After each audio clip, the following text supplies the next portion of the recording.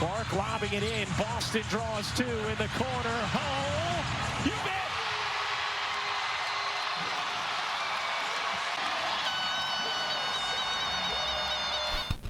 What up, y'all? This your boy Ace here, and welcome to Track and Ace. Let's talk about it, man. Let's talk about sexy Lexie, bro.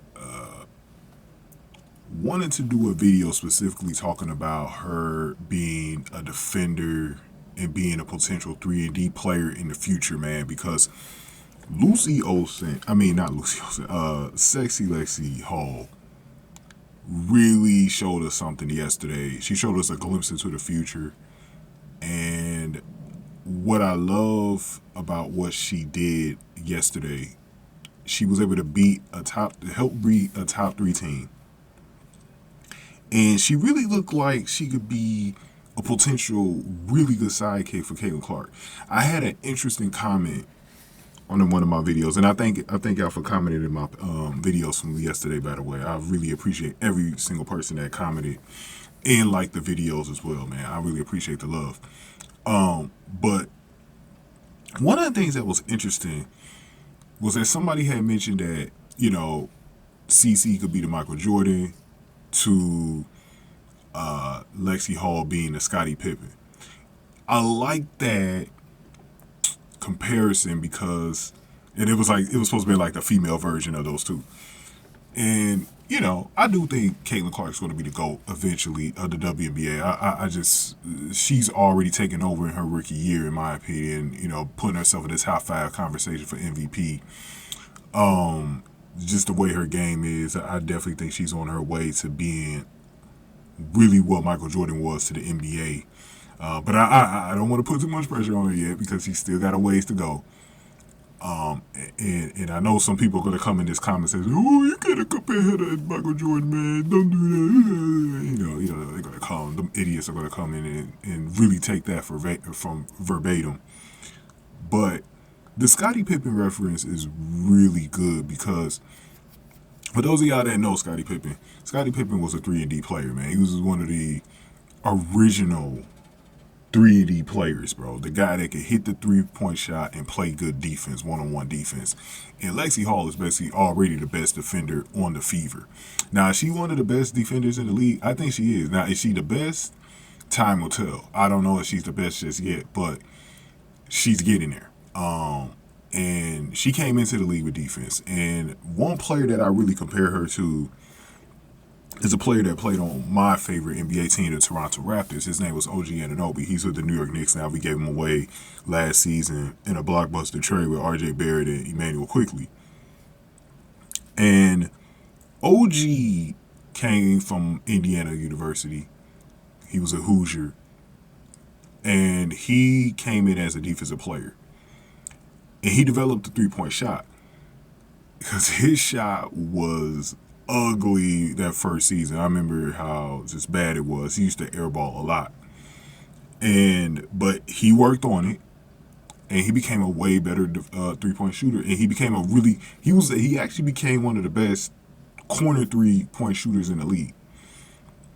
And I'm looking at that, and I'm like, man, if Lexie Hull could do the same thing OG Anunoby did, she's going places. Because that's all she really needs to do. And I said this like in my past videos too. If you've been really like watching my past videos on the channel whenever I talk about the Fever, I've been saying she can develop into a 3-and-D player. I think one of the first times I really kind of went into it more, I think was after that Minnesota game. And I was like, man, if Lexie Hull could develop this down 3, man, she's going to be dangerous. Really dangerous. Because she's already she's a defensive anchor right now. And then once she develops the 3-point shot, she's going to be Scottie Pippen, bro. She's going to be Scottie Pippen, bro. And she has one of the most beautiful strokes that I've seen. It just needs the timing. That's something that's going to develop in the next couple of off seasons. She just has to work on that to make it more consistent. But the stroke is there. Her and Lucy Olsen, who's going to be playing at Iowa this season, came over from Villanova. They have a similar beautiful stroke. but they're not really good 3-point shooters just yet. But man, oh man, they got the stroke, and it's just the next thing that they got to do is just knock it down, man. And I believe that Lucy Olsen is going to get there eventually. And I think playing with Cece, playing with Caitlin, bro, it's just going to make everything better for her because Caitlin has become such a good passer. And Caitlin will look for you. Like, Caitlin passes the ball very quickly. And if you could just get in position, you're going to have the shot. Because they got to honor what was the reason why I think Lexie really needs to develop this three is because Caitlin herself is already a good 3-point shooter. So you got defenders that got to honor the 3-point line. And if you got a corner 3-point shooter like Steph basically had with Klay Thompson, and this is one of the things I was mentioning earlier in the season, because even though I think Caitlin's more like a Steve Nash than she is a Steph Curry, even though she can hit the threes like Steph Curry, her game is more like Steve Nash, though. You know, a passer and a guy who could shoot from outside, right? With Steph Curry, he had Klay Thompson, and it became the Splash Bros. Could Lexie and Caitlin become the Splash Sisters? We'll see, man. But that's one thing that really helped Steph's game was that he had Klay. Once he got Klay, they started winning more. And I'm starting to see the same thing here. And Klay was a good defender, too. So that's another good comparison to put Lexie Hull under as well. 3-and-D player, you know. But I really believe her value is just gonna shoot up. It's just gonna really shoot up because once she becomes a 3-and-D player, she's gonna become one of the top 15 players in the league. You know, at that point. I agree with some of you guys on her coming off the bench, at least for the rest of this season. I think because she provides the energy, her game isn't really there just yet where I'm saying like, okay, she's a knockdown 3-point shooter. Not saying that. I think because Indiana does need somebody to come off the bench to provide that defensive energy that Chrissy Sass wants, because we know Chrissy Sass is a defensive coach, I definitely think her coming off the bench is probably the best thing for right now. But at the same time, I do wish she started. But I think for this season, coming off the bench is still going to be a good role for her. But I think in a year or two, she's got to start. She's got to start in like a year or two. But I do think being on the bench will allow her to still develop the offensive game because the defensive game is already there. Once she does that, it's going to be unbelievable. But let's get back to the defensive side. She has a chance to be Defensive Player of the Year in like the next 2 years. I really do think she's already, I believe, shooting her way up to be the Defensive Player of the Year candidate. She might even make one of the WNBA all-defensive teams next season. I think she's in that vicinity, and she's in that trajectory of being a really like elite defender. And I kid you not, if Lexie continues to work on her game, she might make that Olympic team with Caitlin. No joke. She may make the Olympic team with Caitlin. I'm probably the first one to say it on YouTube. If I'm not, let me know. She could make this team in the Olympics with Caitlin in 2028. I really do believe that she's getting there. She's getting there. She's reminding me of Scottie Pippen in the late 80s. Like, she's really reminding me of Scottie Pippen. Because he had to grow the same exact way she did. And when you play next to great players, like Lamar Odom was like that with Kobe. Lamar Odom was like that with Kobe, bro. He started to, like, he was already really good before he got to the Lakers. But when Lamar Odom started playing with Kobe, his game just went to another level, bro.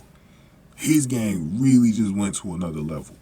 And this dude just, you know, he was wearing teams out those championship years, those last couple of championship years that Kobe had, bro.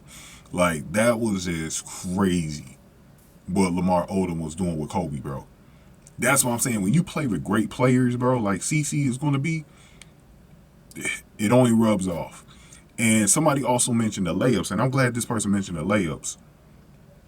Because One thing that hurt Lucy a lot earlier, I mean, not Lucy. Sorry if I keep calling her Lucy, man. I got Lucy Olsen on my mind right now.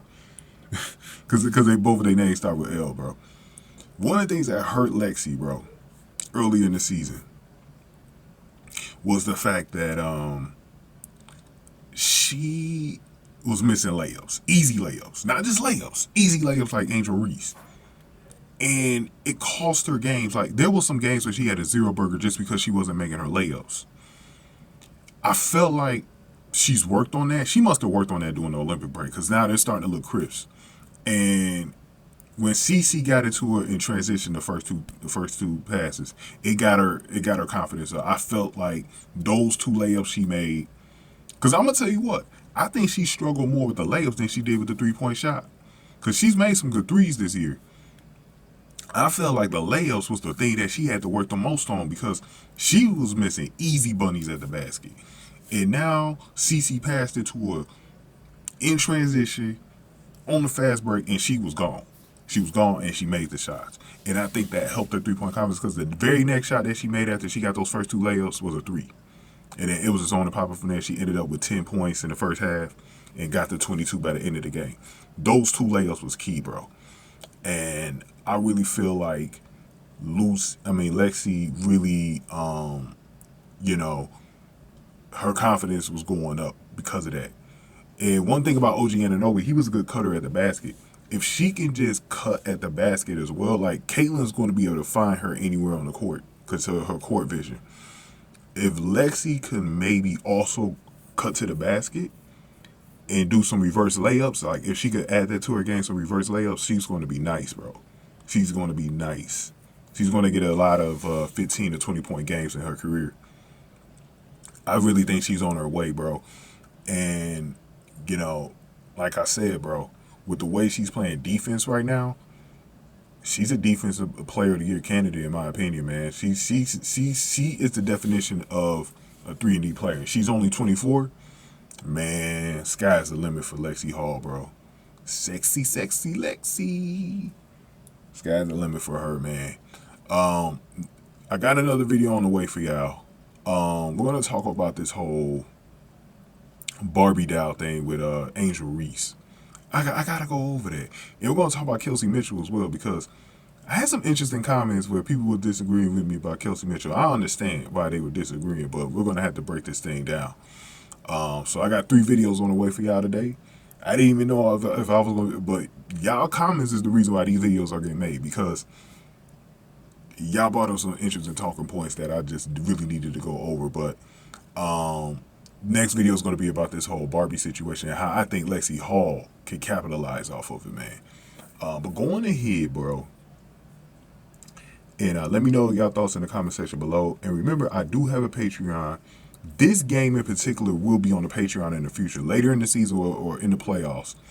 We're going to be uploading select Fever games, and this will be one of them on the Patreon. Like, the whole game will be uploaded, and you can watch on the Patreon. So make plans to sign up on the Patreon in the future. Don't worry, I'm going to keep reminding y'all, so y'all don't got to worry.